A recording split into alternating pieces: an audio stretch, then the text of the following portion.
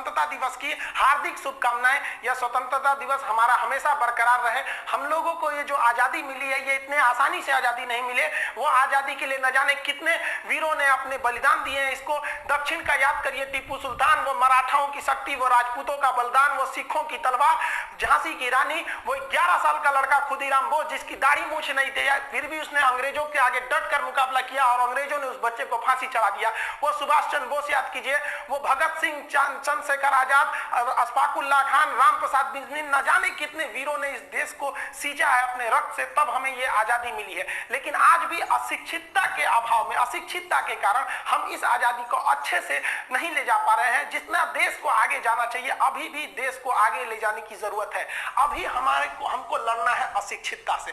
अगर हम अशिक्षित रहेंगे तो कभी आगे नहीं जा पाएंगे। हमारा देश का नाम उतना आगे नहीं जा पाएगा जितना हमें जाना चाहिए। इसलिए वर्तमान समय में आपको वो कोई ऐसा नहीं है कि अब आपको कोई अंग्रेजों से लड़ना, अभी आपको लड़ना है अंधविश्वास से, अभी आपको लड़ना है ऊंच नीच से, अभी आपको लड़ना है क्षेत्रवाद से कि तुम दक्षिण भारत को, हम उत्तर भारत के, तुम बिहारी, हम ये, हम वो, मतलब ये सब चीजों से अभी लड़ना है अशिक्षितता से। अगर हम अशिक्षित रहेंगे तो कभी आगे नहीं जा पाएंगे। हमारा देश का नाम उतना आगे नहीं जा पाएगा जितना हमें जाना चाहिए। इसलिए वर्तमान समय में आपको वो कोई ऐसा नहीं है कि अब आपको कोई अंग्रेजों से लड़ना, अभी आपको लड़ना है अंधविश्वास से, अभी आपको लड़ना है ऊंच नीच से, अभी आपको लड़ना है क्षेत्रवाद से कि तुम दक्षिण भारत को, हम उत्तर भारत के, तुम बिहारी, हम ये, हम वो, मतलब ये सब चीजों से अभी लड़ना है। अभी लड़ना है अंधविश्वास से, जाति, धर्म, ऊंच नीच, इन सारी चीजों से लड़के हमें एक होना है। और यह जिस दिन हमें लग जाएगा कि नहीं, हिंदुस्तान के हर व्यक्ति के अंदर यह भावना आ जाएगी कि हमने अपने जाति, धर्म, ये सब बाद में, पहले हम सब एक हिंदुस्तानी है, ये भावना जिस दिन आ जाएगी, उस दिन हमें सच्चे मायने में आजादी मिल जाएगी। अभी हमें बहुत कुछ करना है इस देश को आगे ले जाने को। हमें अपने देश को अमेरिका, ब्रिटेन, जापान जैसे देशों के विकसित श्रेणी में लेके आगे जाना है। ये केवल हम तभी ले जा सकते हैं जब हम शिक्षित होंगे। नई शिक्षा प्रणाली भी इसी ओर में कदम बढ़ाने के लिए एक बहुत ही बढ़िया कारगर साबित हुआ है। हम लोगों ने, ऐसा नहीं है कि हम लोग आजादी के बाद हर मोड़ को देखा, ऐसा नहीं कि केवल विकास देखा या केवल मतलब विकासहीन देखा। हम लोगों ने बहुत सारे अच्छे काम भी किए। ग्लोबलाइजेशन, प्राइवेटाइजेशन, जो लिबरलाइजेशन था, उसने देश ने काफी तरक्कियां भी की। हमने कई सारे युद्ध भी देखे। उस कई युद्धों में हमने ऐसी जीत दर्ज की जो पूरी दुनिया में कहीं नहीं देखी गई थी। 71 की लड़ाई में जब 93,000 फौजियों को हमने घुटना टिका दिया था। लेकिन वही युद्ध में हम लोगों ने देखा कि 62 में कैसे हमने मतलब संसाधनों के अभाव में हम लोगों ने उतना अच्छा काम नहीं कर सका। लेकिन उसी 62 के बाद 5 साल बाद हम लोगों ने चाइना को मुंह तोड़ जवाब दिए थे। उसी मुंह तोड़ जवाब का आपको नमूना दिखाते हैं। वुहान में चाइना के एक स्लीपिंग बुद्धा काफी मंदिर प्रसिद्ध है, महात्मा बुद्ध का। वहां पर भारतीय राजनयिक जो दूतावास थे, कॉन्सुलेट में काम करते थे, उनका नाम था कृष्णन रघुनाथन। ये 4 जून 1967 को यहां से जा रहे थे तो इन्होंने अपनी गाड़ी को रोककर इस महात्मा बुद्ध की मूर्तियों के तथा मंदिरों के अवशेष का फोटो लेने लगे थे। ये एरिया मिलिट्री वाला एक छावनी का एरिया था। अभी ये फोटो ले ही रहे थे कि चाइना की जो पीपुल्स लिबरेशन आर्मी है, PLA ने इन्हें आकर गिरफ्तार कर लिया। ये समझाते रह गए कि हम फोटो यहाँ की मिलिट्री बेस का नहीं ले रहे थे, बल्कि हम यहाँ महात्मा बुद्ध की फोटो ले रहे थे। और महात्मा बुद्ध का भारत से तो कितना लगाव है, हमने ही पूरी दुनिया को बुद्ध दिया, हमने चीन को बुद्ध दिया, बदले में उसने हमें युद्ध दे दिया था। तो हम लोग महात्मा बुद्ध की फोटो को आज भी इज्जत से देखते हैं लोग। तो ये फोटो ले रहे थे, लेकिन चाइनीज PLA वालों ने इनकी को नहीं सुनी और उन लोगों ने इन्हें अरेस्ट कर लिया। इन पर जासूसी का आरोप लगाया और जासूसी के आरोप लगाने के बाद इन्हें पूरी जनता के सामने बेइज्जत करने के लिए 15,000 लोगों के आगे इन्हें मुकदमा चलाया गया और इन्हें जासूसी का आरोप लगाकर इन्हें पर्सोना नॉन ग्राटा घोषित कर दिया गया कि अवांछनीय व्यक्ति से देश से निकालिए। और अगले दिन मतलब ये मुकदमा चलने के बाद 13 जून को इन्हें पूरी तरह एयरपोर्ट पर घसीटते हुए लाया गया। इतना घसीटा गया था कि इनके पैर से जूते निकल गए थे, इन्हें नंगे पांव घसीटा गया। चाइना के जो रेड गार्ड्स थे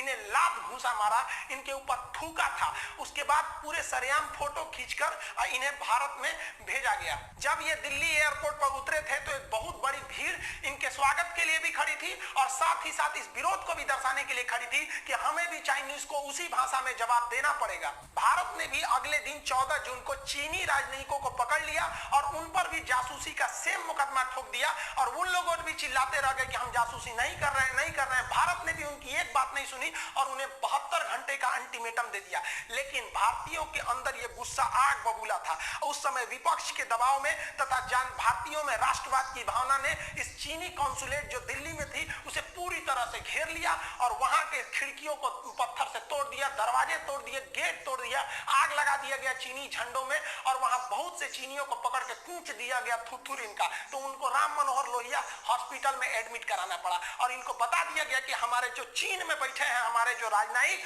उन पर अगर तुम कुछ भी करोगे तो यहाँ तुम्हारे जो राजनयिक दिल्ली में बैठे हैं वो बचकर नहीं जाएंगे। भारत के इस घटना ने जो दिल्ली में उनके राजनयिकों पर हमला किया था, इससे चाइना आग बबूला हो गया और चाइना को लगा कि वो बहुत बड़ा पावरफुल है। उसने भारतीय राजदूतावास जो थी वहां पर उसको घेर लिया और उसके अंदर 63 भारतीय महिलाएं भी थी, उसमें बच्चे भी थे, उन सबों को परिवार के साथ घेर लिया और चीन की जो रेड गार्ड्स थी पूरी तरह से घेर ली। चीन के लोग भी यहाँ पर तोड़फोड़ करने लगे, यहाँ के खिड़की दरवाजे तोड़ दिए गए, यहाँ पे भी थोड़े बहुत आगजनी किए गए। लेकिन यहाँ चीन ने वो चाल किया कि यहाँ पर सप्लाई लाइन रोक दी गई। जो छोटे बच्चे थे उनके लिए जरूरी नाश्ता, खाना, दूध, पानी, ये सबको भी सप्लाई रोक दिया गया। और हद तो तब हो गई जब वहां पर अमेरिका, ब्रिटेन, जापान जैसे देशों के भी दूतावास थे, उन लोग भी क्या किए कि अपनी मदद से भेजे कि उस सामान के अंदर जो लोग हैं वो लोग भी कुछ खा पी ले।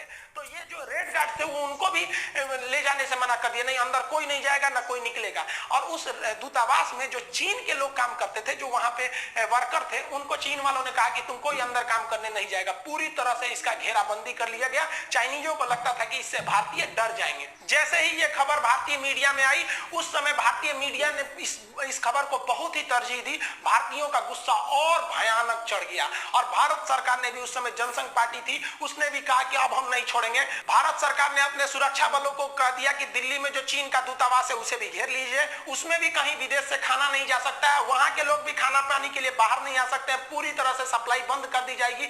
वहां पर भी वहां के जितने लोग हैं उनको कहीं से न आने जाने कहीं की कोई इजाजत नहीं दी जाएगी। जो जो चीन के बीजिंग में हो रहा है वह सब दिल्ली में किया जाएगा। अगर वहां बंदी बनाए गए हैं तो यहां बंदी बनाएंगे। आप अगर वहां कुछ अत्याचार करते हैं तो उम्मीद रखिए कि यहां उनसे दुगना अत्याचार किया जाएगा। यहां चीन एक चाल चलने की कोशिश किया। जो उसके दूतावास थे वहां पर जो लोग बंधक बनाए गए थे वो तो अलग थे, जो हॉस्पिटल में हाथ गोड़ तुरा गया था उन लोग का कूच दिए थे सब भारत वाले। दिल्ली वाले बहुत अच्छा काम किए थे। इस चीज के लिए दिल्ली वालों को सैल्यूट करते हैं कि जब देश की बात आएगी ना तो भाड़ में गया इंसानियत। अगर हमारे देश की इज्जत पे आएगी ना तो थूर देंगे, ऐसे ही तुम चाहे कितनों बड़े के देश के रहो। तो यहाँ पर दिल्ली वाले ने जो कूचा था, वो लोग राम मनोहर लोहिया हॉस्पिटल में एडमिट थे। तो चीन जो था वहां पर एक स्पेशल कोड भेजा दूतावास भारतीय विदेश मंत्रालय को कि हमारा एक विमान जो है वो इस रास्ते से जाएगा और जो थुरा कुचा गए हैं सब वहां पर छोटका छोटका चीनिया सब, उनको भर भर के ले आएगा। तो भारत सरकार ने ओपन बिना कोडलेस के संदेश भेज दिया। देखिए, जो विदेश में राजदूतों से बात होती है वो कोड में बात होती है, वो सीक्रेट कोड होते हैं। उस चीज को हम यहाँ नहीं बता सकते आप लोग को, वो चीजें वो कोड होती है, दूसरा कोई उसको मतलब डिकोड नहीं करता है। लेकिन भारतीय विदेश मंत्रालय ने ओपन बोल दिया कि कोई भी जहाज को, चीनी जहाज को भारत में घुसने नहीं दिया जाएगा। और हिंदुस्तानियों की उस समय हिम्मत की तो सैल्यूट करनी पड़ेगी जब हिंदुस्तानी एयरफोर्स को यह आदेश दिया गया कि इस रास्ते से अगर कोई भी चाइनीज जहाज गुजरता है। एक्चुअली उस समय तो ये पूर्वी पाकिस्तान था, ये तो 1971 में हम लोग कूच काच के इसको अलग किए, इसका वीडियो बना चुके हैं, आप उसको देखे होंगे कि कैसे हम लोग पाकिस्तानियों को कूचे थे। उस समय 93,000 फौजियों ने हाथ जोड़ के सरेंडर किया था कि मत मारिए हमको। तो यहां से वो लोग घुसना चाहते थे। तो भारतीयों ने एकदम प्लान बना दिया था कि एयरफोर्स को सख्त आदेश था कि कलकत्ता से एयरफोर्स उड़ान भरेगी और चीनी विमानों को इस तरह से घेर लेगी कि उन्हें इलाहाबाद या लखनऊ पर उतरने पर मजबूर कर दिया जाएगा। अब एयरफोर्स घेर लेगी तो उतरेंगे कहीं नहीं, आगे जाके जहाज एयरफोर्स की जहाज को छोटी होती ना कलाबाजी करने लगे, अगवा ऐसे ऐसे करेगी अपने से उलट जाएगा। हम लोग क्या कहेंगे, डरा के उलट दिया था। तो ये लोग चीनियों को था। दूसरा कि अगर ये लोग ढीठई करेंगे तो भाई हम लोग किसी पे डायरेक्ट हमला भी तो नहीं कर सकते। सिविल एयरपोर्ट है, कोई मान लीजिए कोई लड़ाकू जहाज तो भेजा नहीं था, वो सवारी वाला था। अगर दिल्ली पहुंच भी जाता है तो भारत के पास एक और रास्ते थे कि ससुरा का पेट्रोल नहीं भरने दिया जाएगा, अब ले तो ढकेल के नहीं ना ले जाएगा यहाँ पे। तो ये रास्ते थे। चीनियों को पता चल गया कि भाई साहब ये तो भारत वाला सब एकदम भड़क गया है, सब 1962 नहीं है ये तो अब तो गड़बड़ कर देगा। तो चीनियों ने डर के मारे जहाज ये नहीं भेजा, उसके पायलट आने से मना कर दिए, नहीं जाएंगे, वहां एयरफोर्स तैयार है, हम लोग को इससे लड़ेंगे, हम लोग एयरफोर्स मार देगा सब, इसको दिक्कत हो जाएगा। चीन वाले आए ही नहीं सब। तब चीन को समझ में आ गया कि हम भारत को एक बार धोखा दे सकते हैं, दोबारा धोखा नहीं दे सकते हैं। हम सबको सजग रहना चाहिए। पाकिस्तान और चीन पर भरोसा करना और उनसे दोस्ती रखना मतलब अपने बेडरूम में सांप को सुलाना है। इस साले कब काटेंगे सब किसी को नहीं पता है। ये पैदे इसीलिए हुए हैं सब ताकि इनको धोखा दिया जाए। चीन को उसकी औकात समझ में आ गई कि अब हमारे जो राजदूत जो फंसे हैं सब दिल्ली में, आधा तो हॉस्पिटल में से, आधा दूतावास में से। अब भारतीयों का गुस्सा एकदम बढ़ते जा रहा था। तभी खबर आई कि चीन ने भारतीय दूतावास जो चीन में है उसकी जो घेराबंदी की थी उसे हटा दिया गया, खाने पीने की सप्लाई फिर से चालू कर दी गई। तब भारत ने भी यहां क्या किया कि जो उनके राजदूत थे जिन पर जासूसी का आरोप लगा था, तो हमारे कैसे जासूस हमारे दूतावास को पीट पीट के आप लाए थे, हमारे राजदूत को भारत ने भी उनको घसीटते हुए रोड पर लाया, ऐसी ही भीड़ में लाया और फोटो खिंचवा के एयरपोर्ट पे बैठाया, पूरी दुनिया को दिखा दिया कि देखिए ये चाइना का राजदूत है। और अब तब भारत ने कर दिया, जब भारत ये सब होने के बावजूद चीन को स्पष्ट संदेश भेज दिया कि आपको भारत में दूतावास खोलना है तो खोलिए, लेकिन आपकी सुरक्षा की गारंटी हम नहीं लेते हैं, क्योंकि हमारी देश की जनता कूच देगी ना तो फिर हम नहीं है। आपका मन है तो रखिए, नहीं मन है तो मत रखिए। चाइना ने 80% लोगों को बुला लिया। हमको तो लगता है ससुरे भाग गए सब डर के मारे काठमांडू के रास्ते से कि दिल्ली वाला कूच देगा। सब एक नंबर काम किया सब दिल्ली वाले। तो आपको क्या लगता है चीन बहुत शक्तिशाली है? हम लोगों को देखिए सबसे बड़ा रिस्क क्या होता है, रिस्क नहीं लेना। इतनी औकात नहीं है। हम सब जिस दिन एक खड़े हो जाएंगे ना उस दिन औकात दिखा देंगे चाइना के कि तुम क्या चीज हो। बस चाइना में क्या है कि वहां पे देश बड़ा होता है, वो अंदर वो लोग क्या है ऊंच नीच, वहां पे भी है गरीबी अमीरी जात धर्म वहां भी है, लेकिन वो देश के नाम पर एक हो जाते हैं। हम लोग को क्या है कि भाई साहब हम लोग किसी किसी के क्या है अंधभक्त है और किसी के अंध विरोधी है। मतलब वो कुछ करेगा हम ससुरा का विरोध करेंगे, और कुछ ऐसे भी लोग हैं कि कुछ भी करेगा तो समर्थन करेंगे। ऐसा नहीं है। जब देश की बात आनी चाहिए तो हम सबको एक हो जाना चाहिए। आप कमेंट करके बताइएगा कि भारत के लोगों ने जो कूचा था 1967 में वो ठीक किया था कि नहीं, और क्या 2020 में भी गलवान में घुस के कूचना चाहिए कि नहीं कूचना चाहिए। हमारे हिसाब से तो मोदी जी को कहना चाहिए कि एक बार छूट दे दीजिए गलवान जाने का, ससुरा कूच के आ जाएंगे लोग, एक नंबर रहेगा। 1962 से लेकर आज तक दहल रहा है दिल में, कितना देर से आग लेके रखेंगे। ज्वालामुखी जो होता है ना उसको फटना जरूरी होता है, नहीं तो एक दिन बड़ा भयानक विस्फोट कर जाता है। अरुणाचल प्रदेश से लेकर लद्दाख से लेकर हम सबको साथ खड़े रहना पड़ेगा। और बहुत हम हाथ जोड़ के आप सबका धन्यवाद देते हैं जो चाइनीज सामानों का बहिष्कार किया। तो गवर्नमेंट को इतना मनोबल मिल गया ना कि गवर्नमेंट को एकदम विश्वास हो गया कि नहीं हम अब चाइना से युद्ध भी कर देंगे ना तो पब्लिक हमारे साथ में। ये चीज बहुत बेहतरीन है।